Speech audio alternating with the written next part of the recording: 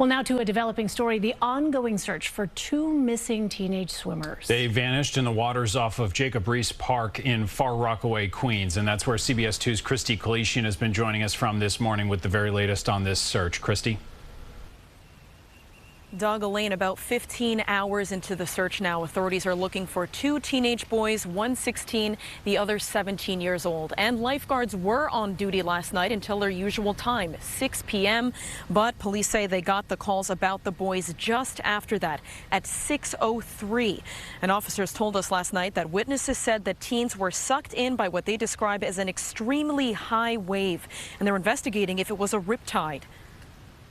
This is another parent's worst nightmare. My heart, the department's heart, seeing that mom cry, that's her only son. This department, this agency will not rest until we locate these two swimmers. I saw that there were a lot of very distressed teenagers.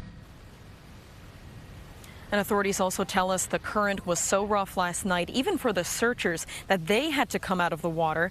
But the search involving federal park officials, OEM, and more went on with the help of drones and infrared technology. And Parks Police and the Coast Guard continued that search throughout the night. And the FDNY and NYPD that we've been seeing flying overhead have continued that search since daybreak. So hopefully the sunlight here will help them. We're live at Jacob Riis Park. Kristie Keleshian, CBS 2 News. All right, Kristie. Thanks so much. To another developing story this morning, the search for the suspect after a man was stabbed and killed at a subway station. It happened at the 175th Street and Fort Washington station in Washington Heights just before 6 o'clock last night. Authorities say two men began fighting in a nearby park and it spilled into the subway station. We're told the victim was stabbed repeatedly in the chest. People in the neighborhood say they're shocked.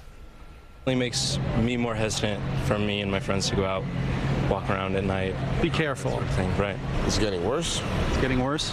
Possibly. I hope it gets resolved. I hope they find who did it. I know crime happens, but that's pretty crazy. The victim has been identified as 40-year-old Johnny Medina of Manhattan. So far, no arrests have been made.